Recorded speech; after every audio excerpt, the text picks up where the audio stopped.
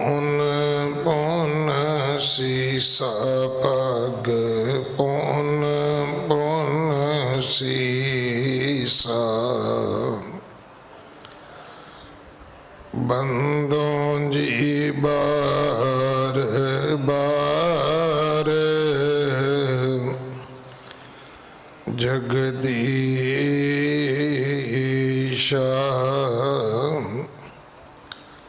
ਜਾਮ ਅੰਮ੍ਰਿਤ ਗਿਆਨ ਹੈ ਮਾਨਕ ਭਗਤ ਬੈਰਾਗ ਧੰਨ ਸ਼੍ਰੀ ਗੁਰੂ ਗ੍ਰੰਥ ਉਦਦ ਬੰਦੋਂ ਕਰ ਅਨੁਰਾਗ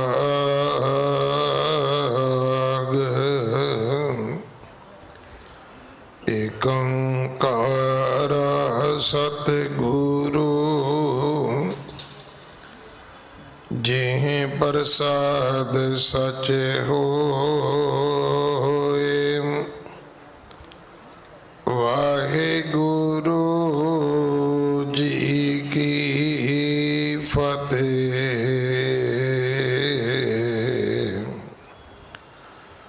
ਬਿਘਨ ਬਿਨਾਸਨ ਸੋਏ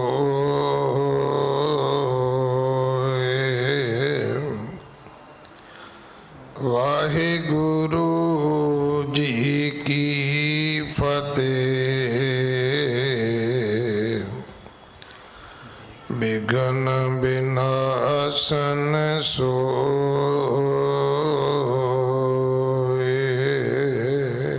ਚਰਜ ਹਵਹ ਕਰ ਤਬੈ ਉਬਾਰਾ ਬਿਨਾ ਕਹਿ ਜਾਣਹਿ ਸਭ ਸਾਰਾ ਸਰਬ ਹਕੀਕਤ ਜਾਨੋ ਸੁਆਮੀ ਕਹਿਆ ਬੁਝੋ ਮੁਝ ਅੰਤਰ ਜਾਮੀ। ਵਾਹਿਗੁਰੂ ਜੀ ਕਾ ਖਾਲਸਾ ਵਾਹਿਗੁਰੂ ਜੀ ਕੀ ਫਤਿਹ। ਗੁਰੂ ਦਰ ਤੇ ਹਾਜ਼ਰ ਗੁਰੂ ਸਵਾਰੇ ਖਾਲਸਾ ਜੀ, ਆਪ ਜੀ ਵਡਭਾਗੇ ਹੋ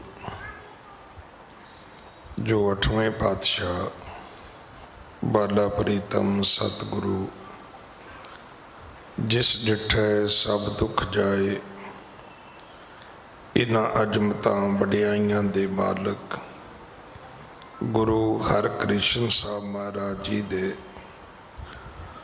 ਪਵਿੱਤਰ ਚਰਨ ਛੋਹ ਪ੍ਰਾਪਤ ਇਤਿਹਾਸਕ ਅਸਥਾਨ ਗੁਰਦੁਆਰਾ ਬੰਗਲਾ ਸਾਹਿਬ ਜੀ ਦੀ ਯਾਤਰਾ ਕਰਦੇ ਹਾਂ। ਜੁਗੋ ਜੁਗ ਅਟਲ ਛਤਰ ਚਵਰ ਤਖਤ ਦੇ ਮਾਲਕ ਧੰਨ ਧੰਨ ਧੰਨ ਸ਼੍ਰੀ ਗੁਰੂ ਗ੍ਰੰਥ ਸਾਹਿਬ ਪਾਤਸ਼ਾਹ ਮਹਾਰਾਜ ਜੀ ਦੇ ਹਜੂਰ ਮਨੁੱਖਾ ਜੀਵਨ ਦੀਆਂ ਘੜੀਆਂ ਨੂੰ ਸਫਲਾ ਕਰ ਰਹੇ ਹੋ। ਸਤਿਗੁਰੂ ਸਾਰਿਆਂ ਦੀ ਯਾਤਰਾ ਸਫਲ ਕਰਨ। ਹੁਣ ਸਮਾਂ ਹੈ ਗੁਰੂ ਦਰਬਾਰ ਦੇ ਨਿਯਮ ਅਨੁਸਾਰ ਗੁਰੂ ਇਤਿਹਾਸ ਦੀ ਚੱਲ ਰਹੀ ਲੜੀਵਾਰ ਕਥਾ ਦਾ ਆਪਣੀਆਂ ਮਨ ਬਿਰਤੀਆਂ ਇਕਾਗਰ ਕਰੋ। ਰਸਨਾ ਪਵਿੱਤਰ ਕਰ ਦੇ ਇੱਕ ਵਾਰ ਸਾਰੇ ਉਚਾਰਨ ਕਰੋ ਜੀ ਸਤਨਾਮ ਵਾਹਿਗੁਰੂ ਜੀ। ਇਹ ਇਤਿਹਾਸ ਪਹਿਲੇ ਪਾਤਸ਼ਾਹ ਜਾਹਰ ਪੀਰ ਜਗਤ ਗੁਰੂ ਕਰ ਤਾਰਨ ਆਏ ਸ਼੍ਰੀ ਗੁਰੂ ਨਾਨਕ ਦੇਵ ਮਹਾਰਾਜ ਜੀ ਦਾ ਹੈ। ਪ੍ਰਸੰਗ ਹੈ ਸਤਿਗੁਰੂ ਕਰਤਾਰਪੁਰ ਸਾਹਿਬ ਦੇ ਵਿੱਚ ਰਹਿੰਦੇ ਨੇ। ਸੱਚੇ ਪਾਤਸ਼ਾਹ ਤੋਂ ਪਹਿਲਾਂ एक मुसलमान मालो शेख वरसाया गया। फिर उसने अपने मित्र उबारे खान नूं घल्लिया। वो भी सतगुरु जी दे दर तो बख्शिया गया। इसने घर जांदियां एक अदरमान उदा पूरा नाम जिहड़ा है वो अब्दुल रहमान है जां अदर हमान भी उसनों कवि जी ने लिखे है। अदरमान अदर हमान पूरा नाम उदा सी अब्दुल रहमान। एक मुसलमान फकीर सी। इहदे कोल कुछ करामातां भी सन। उबारे खान ने इसनूं जाके गुरु नानक साहब महाराज जी की उस्तत गाई है। दास ने इन्हां दिनां विच बार बार बेनती की है कि जदों किसी की वडियाई सुन के तुसी सड़ जाओ, किसी की वडियाई तुहानूं ना चंगी लगे, तो ये समझ लेना कि तुहाडा धर्म ठीक नहीं है। इज्जत मान भी जे किसी नूं दिंदा है तो रब दिंदा है। धन दौलत शोहरत सब कुछ रब दिंदा है। बंदा बंदे नूं कुछ नहीं दिंदा। और अगली गल भी है कि बंदा बंदे तो कुछ लै भी नहीं सकता। तुसी कहोगे जी नहीं इसने मेरा सारा कुछ ही खो लिया है। जे ये हक हकूक बंदे कोल होंदे ते बंदे ने बंदे अगों रोटी वाली थाली चुक लिया करनी सी कि जा मैं नहीं तेनू खाण दिंदा। और ये गुरु ने सानू भरोसा दिता है कि सिर सिर रिजिक संभाहे ठाकुर काहे मन पकड़िया। ये रह रास है, वो रह रास नहीं है जिहड़ी तुसी हेकां लाउने हो जां जिहड़ी तुसी गिणती मिणती विच चले जाने हो। असल रह रास ये है कि सिर सिर रिजिक संभाहे ठाकुर काहे मन भाव करिया। ऊडे ऊड आवें सै कुसा तिस पाछे बचरे शरिया। तिन कवन खलावे कवन चगावे मन में सिमरन करिया। कोई किसी नूं रोटी दे नहीं सकता। बीबी रजनी का इतिहास ही यही है। और गुरबाणी भी यही कहती कि रोजी देहिंद है। रोटी देन वाला रब है। वो परमात्मा जिहड़ा है वो रोजी देन वाला है। असी सोचते भी शायद एक दूजे नूं बंदा बंदे नूं रोटी दिंदा है। तुसी वेख्या ही है कि जदों बड़े बड़े धनाडा ने अमीरां ने अपने मजदूरां नूं रोटी नहीं दिती करोने दे विच ते उन्हां दे वास्ते लंगर लगने शुरू हो गए। मालकां ने नौकरां नूं रोटी नहीं दिती पर रब दे बंदियां ने उन्हां वास्ते लंगर ला दिते। उन्हां कहा नहीं तुसी घर बैठो असी रोज़ लैके आया करांगे, तुसी पक्कियां पकाइयां खाओ। महीनियां बदी खवाइयां ने। तो उबारे खान ने उस अदर हमान नूं गुरु नानक साहब की कीर्ति गाई। वो बर्दाश्त नहीं कर सकिया ते ओदी भाषा वही है जिहड़ी साडे वाली है, चक देंगे जी, रख देंगे जी, फट्टे चक देंगे जी। एक कथा सी कल सुन ली, यही शब्द सन ओदे। कहंदा मैं तो उन्होंने करतारपुर तो ही चक देंगा जिहदियां तू सिफतां करदा। वो कौन पलीत है, मैले जीवन वाला। बथेरा उबारे खान ने समझाया भी ना बोल। जदों तू मेरे गुरु नानक दे सामने जाएगा तेरे कोलों शर्मिंदगी दे विच बोल नहीं होना। हुण ओदा बस नहीं चलिया। ਉਹਨੇ ਦਬਕੇ ਦੁਬਕੇ ਤਾਂ ਬੜੇ ਮਾਰੇ। ਪਰ ਮੈਂ ਕੱਲ ਵੀ ਬੇਨਤੀ ਕੀਤੀ ਸੀ ਕਿ ਗੁਰੂ ਦੀ ਇਹ ਵੀ ਕਿਰਪਾ ਹੈ। ਜੇ ਤੁਸੀਂ ਕਹੋ ਨਾ ਵੀ ਗੁਰੂ ਦੀ ਮੇਰੇ ਤੇ ਕਿਰਪਾ ਹੈ, ਤੇ ਇਹਦਾ ਅਰਥ ਇਹ ਵੀ ਹੁੰਦਾ ਕਿ ਬੰਦਾ ਬੰਦੇ ਤੋਂ ਡਰਦਾ ਨਹੀਂ ਹੈ, ਕਿਉਂਕਿ ਉਹਨੇ ਇੱਕ ਗੱਲ ਪੜ੍ਹ ਲਈ ਹੈ ਕਿ ਮਾਰੈ ਰਾਖੈ ਏਕੋ ਆਪ। ਹੁਣ ਤੁਸੀਂ ਕਹੋ ਜੀ ਬਾਡੀਗਾਰਡ ਤੁਹਾਨੂੰ ਰੱਖ ਲੈਣਗੇ, ਬਾਡੀਗਾਰਡ ਨਹੀਂ ਰੱਖ ਸਕਦੇ ਭਾਈ। ਜੇ ਬਾਡੀਗਾਰਡਾਂ ਤੋਂ ਬੰਦੇ ਬਚਦੇ ਹੁੰਦੇ ਤੇ ਫਿਰ ਤੇ ਜਿਹੜੇ ਅਮੀਰ ਆਦਮੀ ਨੇ, VIP ਲੋਕ ਨੇ, VVIP ਲੋਕ ਨੇ, ਉਹ ਤਾਂ ਮਰਨੇ ਹੀ ਨਹੀਂ ਸੀ। ਪਰ ਇੱਥੇ ਅਸੀਂ ਵੇਖਿਆ ਰਾਜੀਵ ਗਾਂਧੀ ਵਰਗੇ ਦਾ ਲੱਭਾ ਹੀ ਕੁਛ ਨਹੀਂ ਸੀਗਾ। ਪਤਾ ਨਹੀਂ ਕਿੱਦਾਂ ਸਰੀਰ ਪੂਰਾ ਕਰਕੇ ਉਹਨਾਂ ਸੰਸਕਾਰ ਕੀਤਾ ਹੋਣਾ। ਇਹ ਭੁਲੇਖਾ ਹੈ ਸਾਨੂੰ। ਨਾ ਬੰਦਾ ਬੰਦੇ ਨੂੰ ਬਚਾ ਸਕਦਾ, ਨਾ ਹੀ ਬੰਦਾ ਬੰਦੇ ਨੂੰ ਮਾਰ ਸਕਦਾ। ਜੇ ਬੰਦੇ ਦੇ ਮਾਰਿਆ ਬੰਦਾ ਮਰਦਾ ਹੁੰਦਾ ਤੇ ਪਤਾ ਨਹੀਂ ਮੇਰੇ ਵਰਗੇ ਨੇ ਕਿੰਨੇ ਮਾਰ ਦੇਣੇ ਸੀ, ਕਿਉਂਕਿ ਮੈਂ ਤੇ ਕਈਆਂ ਨੂੰ ਪਸੰਦ ਨਹੀਂ ਕਰਦਾ, ਕਈ ਮੈਨੂੰ ਪਸੰਦ ਨਹੀਂ ਕਰਦੇ, ਕਈਆਂ ਨੇ ਮੈਨੂੰ ਮਾਰ ਦੇਣਾ ਸੀ। ਨਹੀਂ, ਬੰਦੇ ਦੇ ਮਾਰਿਆ ਬੰਦਾ ਨਹੀਂ ਮਰਦਾ। ਬੰਦਾ ਉਧਰ ਮਰੇਗਾ ਜਿਨਕੀ ਚੀਰੀ ਦਰਗਹਿ ਪਾਟੀ, ਤਿੰਨਾ ਮਰਨਾ ਭਾਈ। ਇਹ ਸਭ ਕੁਝ ਉਸ ਕਰਤੇ ਦੀ ਇੱਕ ਵਿਧ ਹੈ ਔਰ ਇਹਨੇ ਇਸੇ ਤਰ੍ਹਾਂ ਹੀ ਚੱਲਣਾ ਹੈ। ਕਿਉਂਕਿ ਜੇ ਜੀਵ ਪਾਪ ਨਾ ਕਰਨ ਤੇ ਫਿਰ ਉਹਨਾਂ ਨੂੰ ਸਜ਼ਾਵਾਂ ਕਿਵੇਂ ਮਿਲਣ?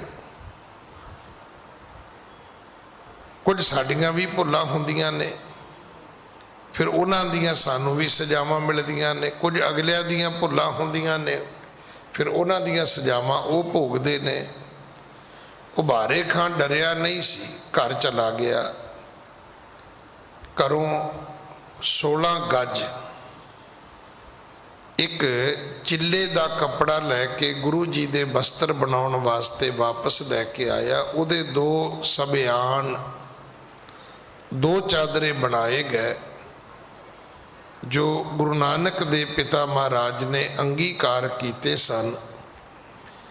ਇੱਥੇ ਕੀ ਹੋਇਆ ਕਿ ਜਦੋਂ ਸੱਚੇ ਪਾਤਸ਼ਾਹ ਨੇ ਉਹ ਬਸਤਰ ਅੰਗੀਕਾਰ ਕਰ ਲਏ, 2 ਬਣੇ ਸਬਿਆਨ, ਇਸ ਸ਼੍ਰੀ ਗੁਰ ਦੇ ਦਏ ਬਤਾਏ, ਮਾਨ ਬਚਨ ਤਬ ਸੀਵਨ ਹਾਰਾ, ਦਵੈ ਸਬਿਆਨ ਬਣਾਏ ਚਾਰਾ, ਤਨ ਪਰ ਪੁਨ ਸ਼੍ਰੀ ਨਾਨਕ ਲੀਨੋ, ਜਿਨ ਬੋ ਦਾਸਨ ਕੋ ਗਤ ਦੀਨੋ।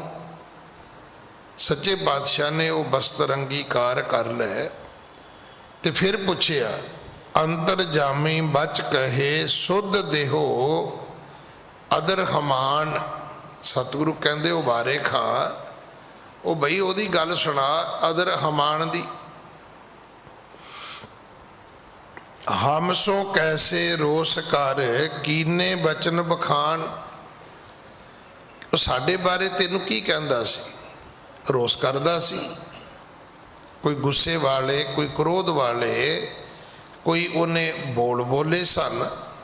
ਹਾਂਜੀ, ਅਚਰਜ ਹਵਹਿ ਕਰ ਤਬੈ ਉਬਾਰਾ, ਬਿਨਾ ਕਹਿ ਜਾਣੈ ਸਭ ਸਾਰਾ। ਜਿਹੜਾ ਉਬਾਰੇ ਖਾਂ ਸੀ ਉਹ ਬੜਾ ਹੈਰਾਨ ਹੋਇਆ, ਅਚਰਜ ਹੋਇਆ।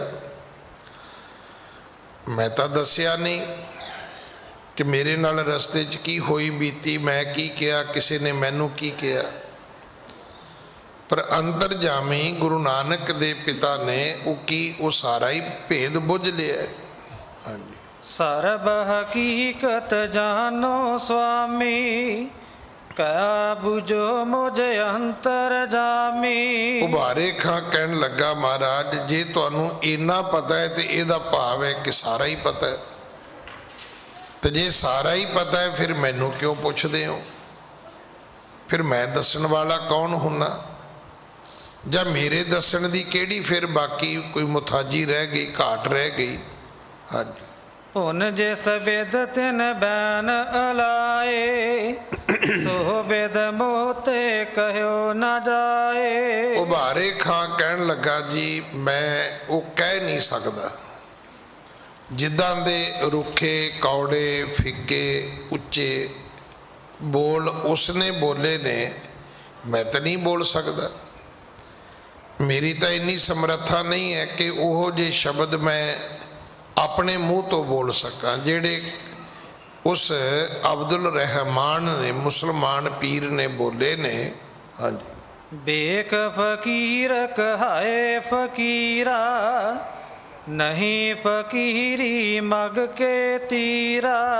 ਕਹਿਣ ਲੱਗਾ ਜੀ ਉਹਦਾ ਵੇਖ ਭੇਖ ਪਹਿਰਾਵਾ ਫਕੀਰਾਂ ਵਾਲਾ ਹੈ, ਪਰ ਫਕੀਰੀ ਤਾਂ ਉਹਦੇ ਕਿਤੇ ਨੇੜੇ ਤੇੜੇ ਵੀ ਨਹੀਂ ਹੈ। ਜਾਂ ਇਉਂ ਕਹਿ ਲਈਏ ਕਿ ਉਹ ਫਕੀਰੀ ਦੇ ਨੇੜੇ ਤੇੜੇ ਵੀ ਨਹੀਂ ਹੈ। ਫਕੀਰ ਦੀ ਜਿਹੜੀ ਪੱਧਤੀ ਹੈ ਉਹ ਬਹੁਤ ਵੱਖਰੀ ਹੈ। ਵੇਖੋ ਜਿਹੜੀ ਗੱਲ ਸਾਡੇ ਬਜ਼ੁਰਗ ਦੱਸਦੇ ਸੀ, ਉਹ ਬਹੁਤੇ ਪੜ੍ਹੇ ਲਿਖੇ, ਉਹਨਾਂ ਕੋਲੇ ਸ਼ਬਦਾਂ ਦਾ ਬਹੁਤਾ ਜਾਲ ਨਹੀਂ ਸੀ, ਪਰ ਉਹਨਾਂ ਦੀਆਂ ਗੱਲਾਂ ਬੜੀਆਂ ਸਾਦੀਆਂ, ਬੜੀਆਂ ਸੌਖੀਆਂ, ਬੜੀਆਂ ਜ਼ਿੰਦਗੀ ਦੇ ਨੇੜੇ ਦੀਆਂ ਹੁੰਦੀਆਂ ਸੀ। ਉਹ ਕਹਿੰਦੇ ਹੁੰਦੇ ਸੀ ਫਕੀਰਾ ਫਕੀਰੀ ਦੂਰ ਹੈ, ਜਿਉਂ ਉੱਚੀ ਲੰਬੀ ਖਜੂਰ ਹੈ। ਫਕੀਰੀ ਖਜੂਰ ਜਿੰਨੀ ਲੰਬੀ ਹੈ। ਹੁਣ ਇੱਥੇ ਹਰ ਬੰਦਾ ਹੀ ਕੱਪੜੇ ਪਾ ਕੇ ਕਹਿੰਦਾ ਜੀ ਮੈਂ ਸਾਧੂ ਹਾਂ। ਦੱਸ ਤਾਂ ਇੱਥੇ ਬੈਠ ਕੇ ਰੋਜ਼ ਬੇਨਤੀ ਕਰਦਾ ਵੀ ਜਿੰਨੀ ਭਗਤੀ ਬਾਬਾ ਨੰਦ ਸਿੰਘ ਜੀ ਨੇ ਕੀਤੀ ਹੈ, ਬਾਬਾ ਈਸ਼ਰ ਸਿੰਘ ਹੋਰਾਂ ਨੇ ਕੀਤੀ ਹੈ, ਸੰਤ ਅਤਰ ਸਿੰਘ ਹੋਰਾਂ ਨੇ ਕੀਤੀ ਹੈ, ਜਿੰਨੀ ਸੰਤ ਗੁਰਬਚਨ ਸਿੰਘ ਹੋਰਾਂ ਨੇ ਕੀਤੀ ਹੈ, ਜਿੰਨੇ ਪਾਠ ਸੰਤ ਜਰਨੈਲ ਸਿੰਘ ਨੇ ਕੀਤੇ ਨੇ, ਉਹਨਾਂ ਤੇ ਇਹ ਵੀ ਦੱਸਿਆ ਵੀ ਇੱਕ ਕਿੱਲਾ ਵਾਹੁੰਦੇ ਆ ਕਿੰਨੇ ਜਪਜੀ ਸਾਹਿਬ ਦੇ ਪਾਠ ਹੋ ਸਕਦੇ ਨੇ। ਦੇਖੋ ਗੱਲ ਤਾਂ ਭਗਤੀ ਦੀ ਗੱਲ ਹੈ, ਬੰਦਿਆਂ ਦੀ ਗੱਲ ਨਹੀਂ ਹੈ। ਜੇ ਸਿੱਖੀ ਨੂੰ ਤੁਸੀਂ ਪੜ੍ਹੋ ਤੇ ਮੁਗਲਾਂ ਦਾ ਤੇ ਸਿੱਖਾਂ ਦਾ ਕੋਈ ਮੁਕਾਬਲਾ ਹੀ ਨਹੀਂ ਹੈ। ਇੱਕ ਪਾਸੇ 40 ਨੇ, ਇੱਕ ਪਾਸੇ 10 ਲੱਖ ਨੇ, ਇੱਕ ਪਾਸੇ 1800 ਨੇ ਕਰਤਾਰਪੁਰ ਦੇ ਵਿੱਚ, ਇੱਕ ਪਾਸੇ 90,000 ਦੀ ਫੌਜ ਹੈ। ਜਲੰਧਰ ਦੇ ਸੂਬੇ ਦੀ ਕਮਾਂਡ ਥੱਲੇ ਪੈਂਦੇ ਖਾਂ ਨਾਲ ਹੈ ਉਹਨਾਂ ਦੇ। ਹੁਣ ਜੇ ਇੱਥੇ ਕਹੋ ਵੀ ਸਰੀਰ ਲੜਦੇ ਨੇ, ਸਰੀਰ ਨਹੀਂ ਲੜਦੇ। ਇੱਥੇ ਤਾਂ ਜਿਹੜੀ ਪਰਮੇਸ਼ਰ ਦੀ ਸ਼ਕਤੀ ਹੈ ਉਹਨੇ ਵਰਤਾਰਾ ਵਰਤਾਉਣਾ ਹੁੰਦਾ ਹੈ। ਔਰ ਇਹ ਵੀ ਠੀਕ ਹੈ ਵੀ ਸਭ ਕੁਝ ਵਰਤਦਾ ਬੰਦਿਆਂ ਦੇ ਰਾਹੀਂ ਹੈ। ਕਿਤੇ ਨਾ ਕਿਤੇ ਮੰਨਦੇ ਅਸੀਂ ਵੀ ਹਾਂ ਕਿ ਬੰਦਾ ਹੀ ਬੰਦੇ ਦਾ ਦਾਰੂ ਹੈ। ਇਹ ਬਿਲਕੁਲ ਹਕੀਕਤ ਹੈ। ਜਦੋਂ ਤੁਸੀਂ ਵੀ ਕਿਤੇ ਮੁਸੀਬਤ ਵਿੱਚ ਫਸੋਗੇ ਉਦੋਂ ਤੁਹਾਨੂੰ ਵੀ ਕੋਈ ਨਾ ਕੋਈ ਬੰਦਾ ਹੀ ਆ ਕੇ ਤੁਹਾਡੀ ਮਦਦ ਕਰੇਗਾ। ਇਹ ਵੱਖਰੀ ਗੱਲ ਹੈ ਕਿ ਕਈ ਵਾਰੀ ਤੁਸੀਂ ਕਹਿੰਦੇ ਸੁਣਿਆ ਹੋਣਾ ਹੈ ਕਿ ਉਹ ਬੰਦਾ ਆਇਆ ਜੀ, ਉਹ ਸਾਡੀ ਮਦਦ ਕੀਤੀ ਤੇ ਮੁੜ ਕੇ ਸਾਨੂੰ ਪਤਾ ਹੀ ਨਹੀਂ ਲੱਗਾ ਕਿੱਧਰ ਚਲਾ ਗਿਆ। ਆਊਗਾ ਬੰਦੇ ਦੇ ਰੂਪ ਵਿੱਚ। ਤੋ ਸੱਚੇ ਪਾਤਸ਼ਾਹ ਮਹਾਰਾਜ ਦੀ ਜਦੋਂ ਆਪਾਂ ਕਥਾ ਸੁਣਦੇ ਹਾਂ, ਉਬਾਰੇ ਖਾਂ ਕਹਿਣ ਲੱਗਾ ਮਹਾਰਾਜ ਉਹ ਤੇ ਕੱਪੜੇ ਫਕੀਰਾਂ ਵਾਲੇ ਨੇ, ਫਕੀਰੀ ਤਾਂ ਉਹਦੇ ਨੇੜੇ ਤੇੜੇ ਵੀ ਨਹੀਂ ਹੈ, ਜਾਂ ਉਹ ਫਕੀਰੀ ਦੇ ਲਾਗੇ ਛਾਗੇ ਵੀ ਨਹੀਂ ਹੈ। ਹਾਂਜੀ, ਮਨ ਮਹਿ ਮਤ ਸਰਿਆਤ ਅਧਿਕਾਏ, ਹਰ ਜਸ ਪਾਵਕ ਬੀਚ ਜਰਾਏ। ਉਹਦੇ ਮਨ ਵਿੱਚ ਈਰਖਾ ਹੈ, ਮਤਸਰ ਹੈ। ਉਹ ਤਾਂ ਕਿਸੇ ਦੀ ਵਡਿਆਈ ਸੁਣੇ ਤੇ ਸੜ ਬਲ ਜਾਂਦਾ। ਤੇ ਮੈਂ ਤਾਂ ਰੋਜ਼ ਬੇਨਤੀ ਕਰਦਾ ਵੀ ਸਾਡੇ ਤਾਂ ਕੰਮ ਹੀ ਦੋ ਨੇ, ਜਾਂ ਅਸੀਂ ਦੂਜੇ ਦੀ ਗੱਲ ਕਰਕੇ ਆਪ ਸੜੀ ਜਾਂਦੇ ਆ, ਤੇ ਜਾਂ ਫਿਰ ਜਿੰਨੇ ਕੁ ਸਾਡੇ ਯਤਨ ਨੇ ਲੋਕਾਂ ਨੂੰ ਸਾੜਨ ਵਾਸਤੇ ਨੇ। ਅਸੀਂ ਇਸ ਕਰਕੇ ਜੁੱਤੀ ਨਹੀਂ ਪਾਉਂਦੇ ਕਿ ਮੇਰੇ ਪੈਰਾਂ ਨੂੰ ਲੋੜ ਹੈ। ਹੁਣ ਮੇਰੇ ਪੈਰਾਂ ਨੂੰ ਲੋੜ ਹੋਵੇ ਤੇ ਸੌਖੀ ਜੀ ਸਸਤੀ ਜੀ ਜੁੱਤੀ ਵੀ ਪਾਈ ਜਾ ਸਕਦੀ ਹੈ, 2-4-5 ਹਜ਼ਾਰ ਦੀ ਜੁੱਤੀ ਵੀ ਮਿਲ ਸਕਦੀ ਹੈ। ਪਰ 2-2.5 ਲੱਖ ਦੀ ਜੁੱਤੀ ਦਾ ਮਤਲਬ ਤਾਂ ਇਹ ਹੁੰਦਾ ਵੀ ਦੂਜੇ ਦਾ ਤਰਾਉ ਕੱਢਣਾ ਵੀ ਅੱਛਾ ਜੀ ਇਹ ਬੜੀ ਬ੍ਰਾਂਡਡ ਜੁੱਤੀ ਪਾਈ ਫਿਰਦਾ। ਸਾਡਾ ਅੱਧਾ ਜੀਵਨ ਸੜਦਿਆਂ ਲੰਘ ਜਾਂਦਾ ਹੈ, ਅੱਧਾ ਲੋਕਾਂ ਨੂੰ ਸਾੜਨ ਤੇ ਲੰਘ ਜਾਂਦਾ ਹੈ। ਤੇ ਕਿਤੇ ਬੰਦੇ ਨੂੰ ਬਿਠਾ ਕੇ ਪੁੱਛੋ ਵੀ ਤੇਰਾ ਆਪਣਾ ਸੁਖ ਰਾਮ ਵੀ ਕਿਤੇ ਹੈਗਾ ਸੀ ਕਿ ਨਹੀਂ ਹੈਗਾ ਸੀ। ਕਦੇ ਤੂੰ ਵੀ ਸੁੱਖ ਦਾ ਸਾਹ ਲਿਆ ਕਿ ਨਹੀਂ ਲਿਆ? ਕਦੇ ਕੋਈ ਐਸਾ ਵੀ ਵੇਲਾ ਆਇਆ ਵੀ ਜਦੋਂ ਤੂੰ ਇਹ ਕਿਹਾ ਹੋਵੇ ਵੀ ਨਹੀਂ ਜੀ ਹੁਣ ਠੀਕ ਹੈ? ਆਖਿਆ ਮਹਾਰਾਜ ਉਹਦੇ ਵਿੱਚ ਮਤਸਰ ਹੈ, ਉਹ ਲੋਕਾਂ ਦਾ ਜਸ ਸੁਣ ਕੇ ਈਰਖਾ ਕਰਦਾ ਹੈ। ਹਾਂਜੀ। ਤੁਮਰੀ ਮਹਿਮਾ ਜੋਨ ਸਮਾਨਾ, ਤਿੰਨ ਚੱਕਵੇ ਨਿਆਈ ਦੁਖ ਮਾਨਾ। ਆਖਿਆ ਸਤਿਗੁਰੂ ਤੁਹਾਡੀ ਮਹਿਮਾ ਚੰਦਰਮਾ ਦੀ ਚਾਨਣੀ ਵਰਗੀ ਹੈ ਜਾਂ ਚੰਦਰਮਾ ਵਰਗੀ ਹੈ, ਤੇ ਉਹਦੀ ਅਵਸਥਾ ਕਹਿੰਦਾ ਜੀ ਚੱਕਵੇ ਵਰਗੀ ਹੈ। ਹੁਣ ਜਿਹੜੀ ਚਕੋਰ ਹੈ ਉਹ ਚੰਦਰਮਾ ਨੂੰ ਪ੍ਰੀਤ ਕਰਦੀ ਹੈ, ਤੇ ਚਕਵਾ ਚਕਵੀ ਜਿਹੜੇ ਨੇ ਉਹ ਜਦੋਂ ਚੰਦਰਮਾ ਚੜ੍ਹਦਾ ਹੈ ਤੇ ਉਹ ਵਿਛੜ ਜਾਂਦੇ ਨੇ ਆਪਸ ਵਿੱਚ। ਹੁਣ ਚਕਵੇ ਨੂੰ ਚੰਦਰਮਾ ਭਾਉਂਦਾ ਨਹੀਂ ਹੈ, ਉਹ ਸੂਰਜ ਚੜ੍ਹੇ ਤੇ ਮਿਲਦੇ ਨੇ ਇੱਕ ਦੂਜੇ ਨੂੰ। ਕਹਿੰਦਾ ਮਹਾਰਾਜ ਉਹਦੀ ਹਾਲਤ ਜਿਹੜੀ ਉਹ ਚਕਵੇ ਵਾਲੀ ਹੈ, ਉਹ ਤਾਂ ਚੰਦਰਮਾ ਨੂੰ ਵੇਖ ਕੇ ਸੜੀ ਜਾਂਦਾ ਹੈ। ਹਾਂਜੀ। ਗੁਰ ਪਾਕਿਓ ਤਿਸ ਬਿਦ ਕਹੋ, ਜੇ ਬਿਦ ਬੋਲਿਓ ਸੋਏ। ਸਤਿਗੁਰੂ ਕਹਿਣ ਲੱਗੇ ਵੀ ਤੂੰ ਬੁਝਾਰਤਾਂ ਕਿਉਂ ਪਾਉਣਾ, ਉਵੇਂ ਕਿਉਂ ਨਹੀਂ ਬੋਲਦਾ ਜਿਵੇਂ ਉਹ ਬੋਲਦਾ ਸੀ? ਜਿੱਦਾਂ ਉਹ ਬੋਲਿਆ ਉਦਾਂ ਬੋਲ ਕੇ ਦੱਸਣਾ, ਉਹ ਕਹਿੰਦਾ ਕੀ ਸੀ? ਹਾਂਜੀ। ਨਹ ਦਰਾਹੂ ਕਛ ਕੀਜੀਏ, ਤੁਝ ਕੋ ਦੋਸ਼ ਨ ਕੋਏ। ਸਤਿਗੁਰੂ ਕਹਿੰਦੇ ਤੈਨੂੰ ਕੋਈ ਦੋਸ਼ ਨਹੀਂ ਹੈ, ਤੂੰ ਬੋਲ ਕੇ ਦੱਸ ਉਹ ਕੀ ਬੋਲਿਆ ਸੀ, ਕਿਵੇਂ ਬੋਲਦਾ ਸੀ। ਔਰ ਮੈਂ ਇੱਕ ਬੇਨਤੀ ਕਰਾਂ, ਅਗਰ ਇਹ ਤੁਸੀਂ ਆਪਣੀ ਜ਼ਿੰਦਗੀ ਦਾ ਇੱਕ ਪ੍ਰਿੰਸੀਪਲ ਬਣਾ ਲਓ ਕਿ ਜਦੋਂ ਤੁਸੀਂ ਕਿਸੇ ਨੂੰ ਘੱਲਿਆ, ਨੌਕਰ ਨੂੰ ਘੱਲਿਆ, ਭਰਾ ਨੂੰ ਘੱਲਿਆ, ਘਰ ਵਾਲੀ ਨੂੰ ਹੀ ਘੱਲਿਆ, ਮੰਨ ਲਓ ਕਿ ਜਾਂ ਬੀਬੀ ਨੂੰ ਪੁੱਛ ਕੇ ਆ, ਤੁਹਾਨੂੰ ਪਤਾ ਅੱਗੇ ਕੀ ਕਹਿਣਾ? ਬੁੱਢੀ ਨਹੀਂ ਮੰਨਦੀ।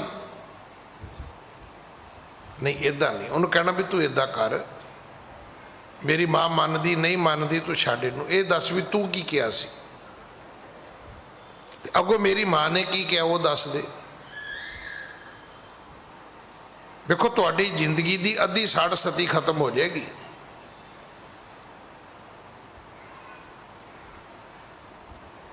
ਹੁਣ ਤੁਸੀਂ ਕਿਸੇ ਬੰਦੇ ਨੂੰ ਤੁਰੇ ਜਾਂਦੇ ਨੂੰ ਬੁਲਾਉਂਦੇ ਹੋ, ਹੁਣ ਜਾ ਕੇ ਤੁਹਾਡਾ ਸੇਵਾਦਾਰ ਜਾਂ ਤੁਹਾਡਾ ਨੌਕਰ ਜਾਂ ਤੁਹਾਡਾ ਬੇਟਾ ਹੀ ਜਾ ਕੇ ਕਵੇ ਕਿ ਅੰਕਲ ਮੇਰੇ ਪਾਪਾ ਤੁਹਾਨੂੰ ਯਾਦ ਕਰਦੇ ਨੇ, ਮੈਂ ਗੁਰੂ ਦੀ ਹਜ਼ੂਰੀ 'ਚ ਤੁਹਾਨੂੰ ਕਹਿਣਾ 90% ਬੰਦਾ ਵਾਪਸ ਆ ਜਾਏਗਾ।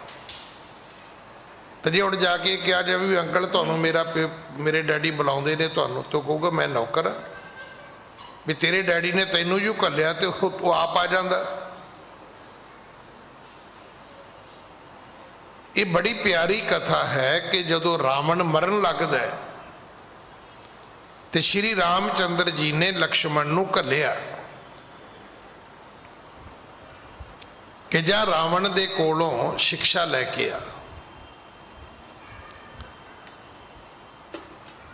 ਅਜੇ ਇਹ ਗੱਲ ਚੰਗੀ ਸੀ ਵੀ ਲਕਸ਼ਮਣ ਆਗਿਆਕਾਰੀ ਸੀ, ਉਹ ਚਲਾ ਗਿਆ। ਸਾਡੇ ਵਰਗਾ ਹੁੰਦਾ ਤੇ ਉੱਥੇ ਹੀ ਗਲ ਪੈ ਜਾਂਦਾ ਵੀ ਹੁਣੇ ਤੇ ਤੀਰ ਮਾਰ ਮਾਰ ਕੇ ਉਹਨੂੰ ਮਰਨ ਦੇ ਬਿਸਤਰੇ ਤੇ ਪਾਇਆ ਹੀ, ਤੇ ਹੁਣ ਕਹਿੰਦਾ ਵੀ ਜਾ ਪੁੱਛ ਕੇ ਵੀ ਆ ਉਹਨੂੰ, ਉਹਦੇ ਕੋਲੋਂ ਕੋਈ ਗਿਆਨ ਲੈ ਕੇ ਆ ਵੀ ਜੇ ਇੰਨਾ ਹੀ ਅਕਲ ਵਾਲਾ ਸੀ ਤਾਂ ਰੱਖ ਲੈਣਾ ਸੀਗਾ, ਤੀਰ ਮਾਰਨ ਦੀ ਕੀ ਲੋੜ ਸੀ। ਪਰ ਨਹੀਂ, ਲਕਸ਼ਮਣ ਚਲਾ ਗਿਆ, ਕਿਉਂਕਿ ਜੁਗ ਅੱਜ ਵਾਲਾ ਨਹੀਂ, ਅੱਜ ਵਾਲਾ ਹੁੰਦਾ ਤੇ ਉੱਥੇ ਖੜੇ ਖੜੋਤੇ ਮੁੱਕ ਜਾਣੀ ਸੀ। ਚਲਾ ਗਿਆ ਤੇ ਵਾਪਸ ਆ ਗਿਆ। ਸ਼੍ਰੀ ਰਾਮਚੰਦਰ ਜੀ ਨੇ ਪੁੱਛਿਆ ਵੀ ਲਕਸ਼ਮਣ ਕੀ ਕਿਹਾ ਰਾਵਣ ਨੇ?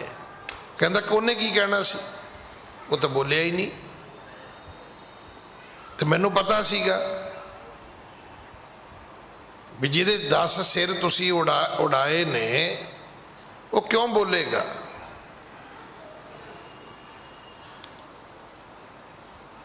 ਸ਼੍ਰੀ ਰਾਮਚੰਦਰ ਸਮਝ ਗਏ।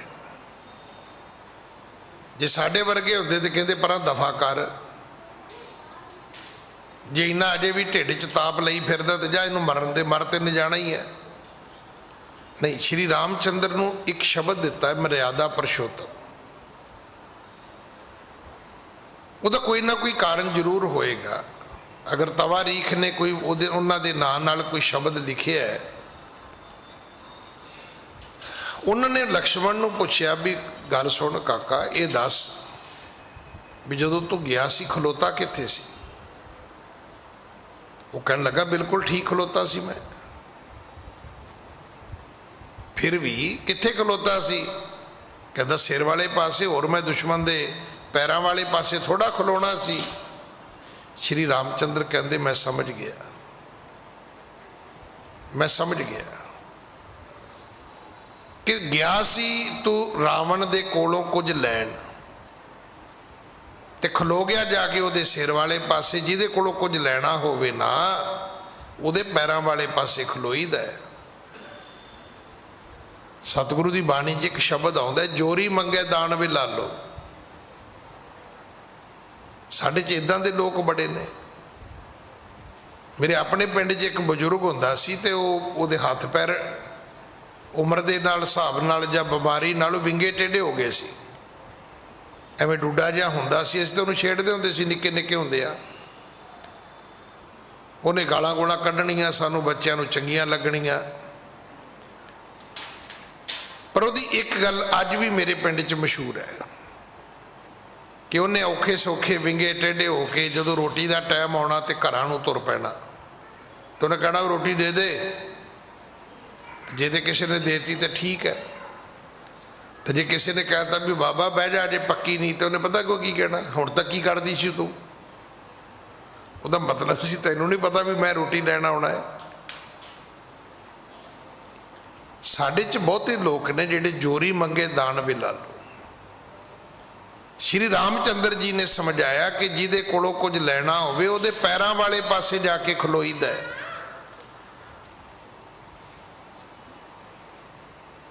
ਤੂੰ ਲਕਸ਼ਮਣ ਗਲਤ ਖਲੋਤਾ ਸੀ, ਜਾਂ ਦੁਬਾਰਾ ਜਾ।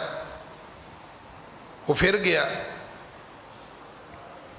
ਜਿਵੇਂ ਹੀ ਜਾ ਕੇ ਰਾਵਣ ਦੇ ਪੈਰਾਂ ਵਾਲੇ ਪਾਸੇ ਖਲੋਤਾ, ਮਰਦੇ ਮਰਦੇ ਰਾਵਣ ਨੇ ਵੀ ਕਿਹਾ ਲਕਸ਼ਮਣ ਕਿਵੇਂ ਆਇਆ ਹੈ? ਕਿਉਂਕਿ ਘਰ ਆਏ ਦੁਸ਼ਮਣ ਨੂੰ ਵੀ ਕੋਈ ਮਾੜਾ ਨਹੀਂ ਬੋਲਦਾ। ਤੇ ਅੱਜ ਦੇ ਬੰਦਿਆਂ ਦੀ ਮੈਂ ਤੁਹਾਨੂੰ ਕਰਤੂਤ ਦੱਸਾਂ, ਤੁਸੀਂ ਕਿਸੇ ਦੇ ਘਰ ਜਾਓ ਤੇ ਉਹ ਅੱਗੋਂ ਮਾੜਾ ਬੋਲਣ ਲੱਗ ਪੈਂਦੇ ਨੇ।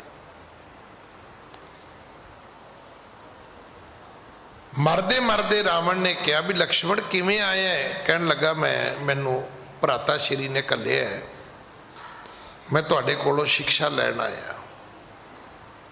ਤੁਨੇ ਕਿਹਾ ਸੀ ਵੀ ਅੱਜ ਦਾ ਕੰਮ ਕੱਲ ਤੇ ਨਾ ਛੱਡਿਓ, ਇਹ ਸਿੱਖਿਆ ਹੈ। ਇਹ ਗਲਤੀ ਮੇਰੇ ਤੋਂ ਹੋਈ ਹੈ, ਤੁਸੀਂ ਆਪਣੇ ਪੱਲੇ ਬੰਨ ਲੈਣਾ। ਗੁਰੂ ਨਾਨਕ ਸਾਹਿਬ ਕਹਿਣ ਲੱਗੇ ਵੀ ਇਦਾਂ ਨਹੀਂ, ਉਬਾਰੇ ਖਾਂ ਜੋ ਅਦਰ ਹਮਾਨ ਨੇ ਬੋਲਿਆ ਉਹ ਬੋਲ ਕੇ ਦੱਸਣਾ ਉਹਨੇ ਕੀ ਬੋਲਿਆ, ਉਹਦੀ ਸ਼ਬਦਾਵਲੀ ਕੀ ਸੀ। ਮੈਂ ਆਪ ਜੀ ਨੂੰ ਬੇਨਤੀ ਕਰਾਂ, ਕੱਲੀ ਸ਼ਬਦਾਵਲੀ ਨਹੀਂ, ਤੁਹਾਡੀ ਉਹਦੇ ਵਿੱਚ ਬਾਡੀ ਲੈਂਗੁਏਜ ਵੀ ਬੜਾ ਕੰਮ ਕਰਦੀ ਹੈ। ਕਿ ਜਦੋਂ ਤੁਸੀਂ ਕਿਸੇ ਨੂੰ ਗੱਲ ਕਹਿੰਦੇ ਹੋ, ਜਿਵੇਂ ਮਾਂ ਹੈ, ਮਾਂ ਬੱਚੇ ਨੂੰ ਕਹਿੰਦੀ ਹੈ ਵੀ ਤੂੰ ਘਰ ਚੱਲ, ਮੈਂ ਤੈਨੂੰ ਜਾ ਕੇ ਸੁਧਾਰਾਂਗੀ, ਬੜਾ ਫਰਕ ਹੈ। ਤੇ ਜੇ ਬੱਚੇ ਕਿਤੇ ਮਾਂ ਮੋਟੇ ਮੋਟੇ ਆਨੇ ਕੱਢ ਕੇ ਕਵੇ ਚੱਲ ਖਾ ਘਰ, ਤੇ ਉਹਦੇ ਬੱਚਿਆਂ ਦਾ ਵੈਸੇ ਹੀ ਪਿਸ਼ਾਬ ਨਿਕਲ ਜਾਂਦਾ ਵੀ ਹੁਣ ਤੇ ਮਰੇ, ਹੁਣ ਨਾ ਬਚੇ। ਹਾਲਾਂਕਿ ਗੱਲ ਉਹੀ ਹੈ, ਜੇ ਮਾਂ ਨੇ ਆਮ ਕਹੀ ਹੈ ਤੇ ਬੱਚੇ ਨੇ ਉਹਦੀ ਸੁਣਨੀ ਸਾਨੀ ਕੋਈ ਨਹੀਂ ਹੈ, ਉਹਨੇ ਦੋ ਟਪੂਸੀਆਂ ਵੱਧ ਲਾਉਣੀਆਂ ਨੇ ਸਗੋਂ ਵੀ ਵਾਹਵਾ ਬੇਬੇ ਪ੍ਰਾਹੁਣਿਆਂ 'ਚ ਸੂਤ ਆਈ ਹੈ। ਤੇ ਜੇ ਕਿਤੇ ਉਹਨੇ ਆਨੇ ਜੇ ਕੱਢ ਲਏ, ਮੋਟੀਆਂ ਮੋਟੀਆਂ ਅੱਖਾਂ ਟੱਡ ਲਈਆਂ, ਤੇ ਬੱਚੇ ਨੇ ਉੱਥੇ ਬਾਥਰੂਮ ਕਰ ਦੇਣਾ ਹੈ। ਉਹਨੂੰ ਸਮਝ ਆ ਗਈ ਵੀ ਹੁਣ ਨਾ ਬਚਿਆ ਮੈਂ। ਤੁਹਾਡੀ ਉਹਦੇ ਵਿੱਚ ਬਾਡੀ ਲੈਂਗੁਏਜ ਵੀ ਕੰਮ ਕਰਦੀ। ਜਦੋਂ ਤੁਸੀਂ ਕਿਸੇ ਨੂੰ ਕੁਝ ਕਹਿੰਦੇ ਹੋ, ਔਰ ਤੁਸੀਂ ਵੇਖੋ ਕਦੇ ਵੀ, ਮੈਂ ਤਾਂ ਕਈ ਇੱਥੇ ਟੈਲੀਫੋਨ ਕਰਦੇ ਬੰਦੇ ਵੇਖੇ ਨੇ, ਉਹ ਐ ਹੁੰਦਾ ਜਿਵੇਂ ਹੱਥਾਂ ਨਾਲ ਤਲਵਾਰਾਂ ਚਲਾਉਂਦੇ ਹੁੰਦੇ ਨੇ ਵੀ ਸ਼ੁਕਰ ਲਾਗੇ ਹੈ ਕੋਈ ਨਹੀਂ ਤੇ ਦੋ ਚੌਂ ਨੂੰ ਤੇ ਸਕ੍ਰੈਚ ਪਾ ਦੇਣ। ਉਹ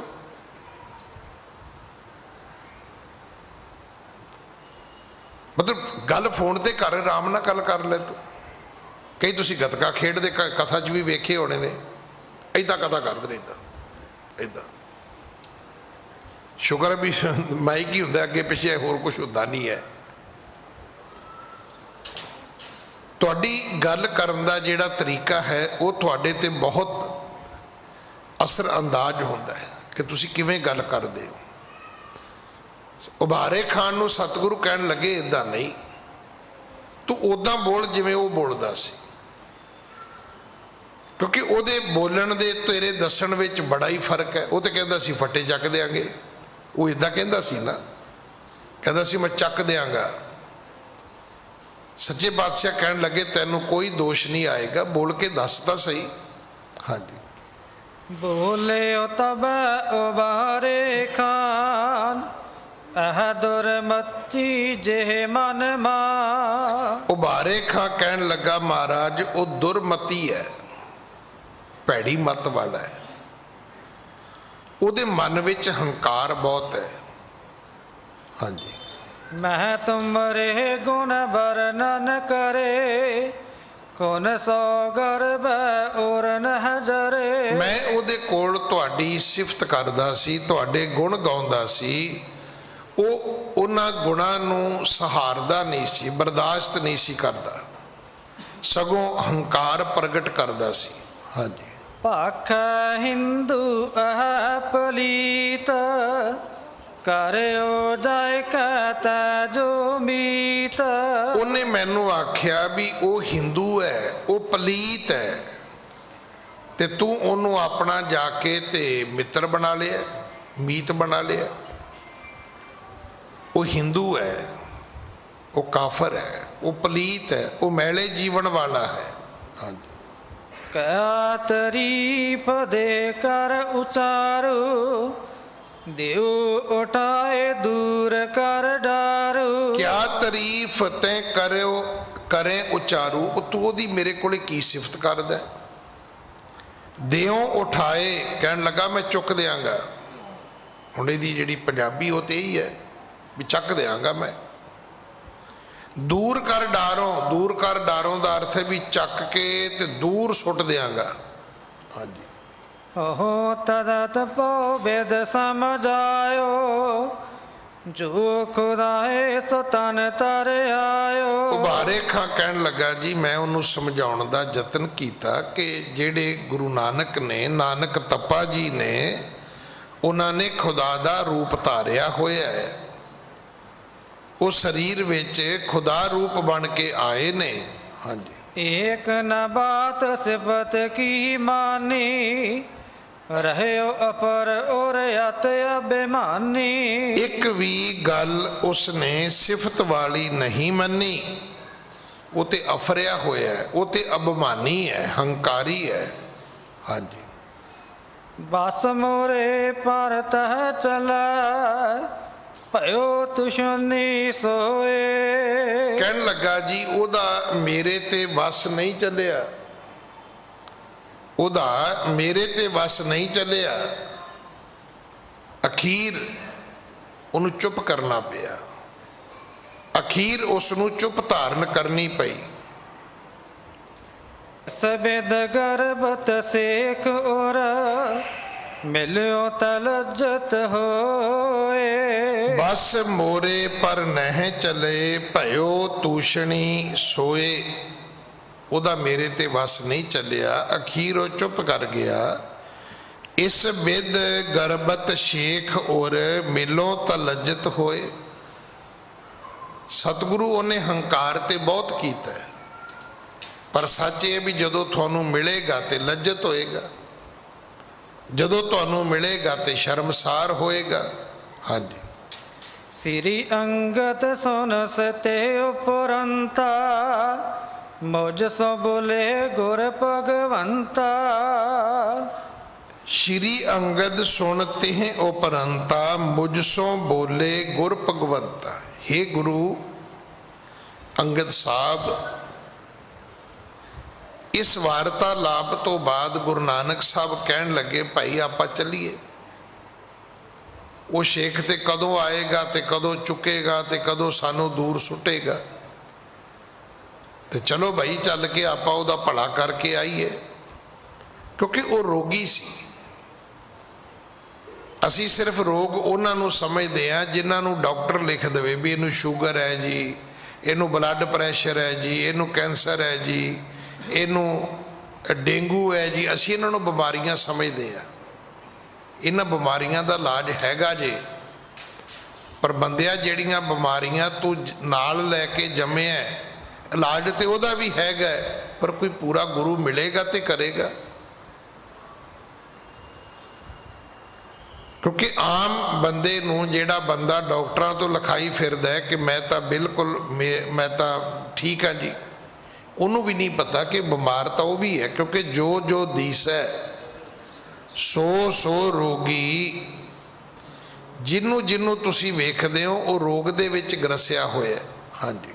चल बाले अब ते को देखी, ਸੇਖ ਫੂਕਣੀ ਹਰਬ ਸੇਖੀ। ਸਤਿਗੁਰੂ ਕਹਿਣ ਲੱਗੇ ਚੱਲ ਬਾਲਿਆ, ਚੱਲ ਵੇਖੀਏ ਤੇ ਸਹੀ ਸ਼ੇਖ ਨੂੰ ਭਈ ਕਿਦਾਂ ਦਾ ਸ਼ੇਖ ਹੈ।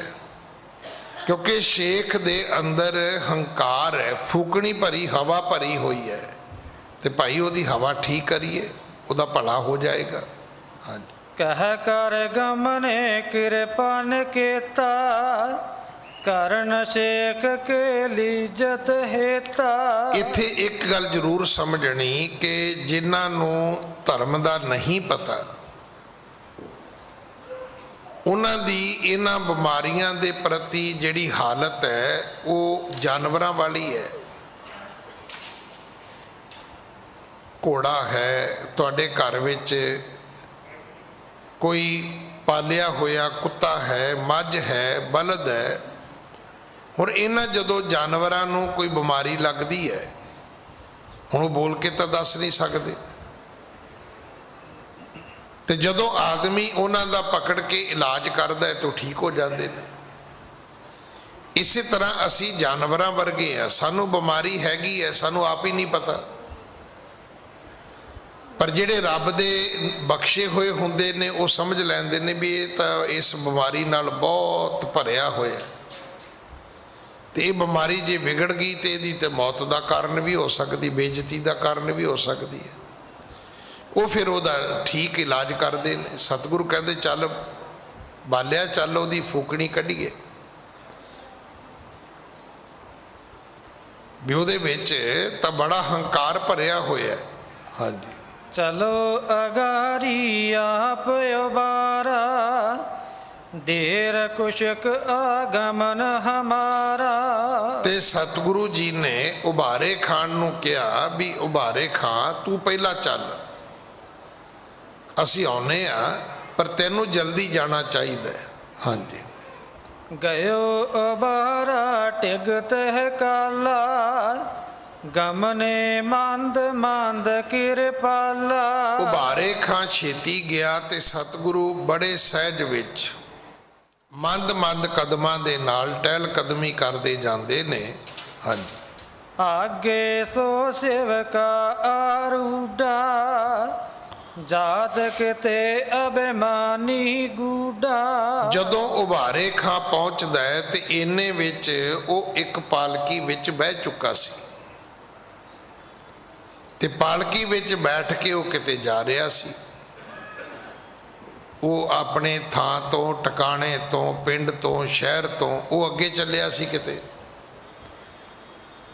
ਹੁਣ ਅੰਤਰਜਾਮੀ ਸਤਿਗੁਰੂ ਜਾਣਦੇ ਸਨ, ਇਸੇ ਕਰਕੇ ਉਹਨਾਂ ਨੇ ਕਿਹਾ ਉਬਾਰੇ ਖਾਂ ਤੂੰ ਪਹਿਲਾਂ ਜਾ ਬਈ।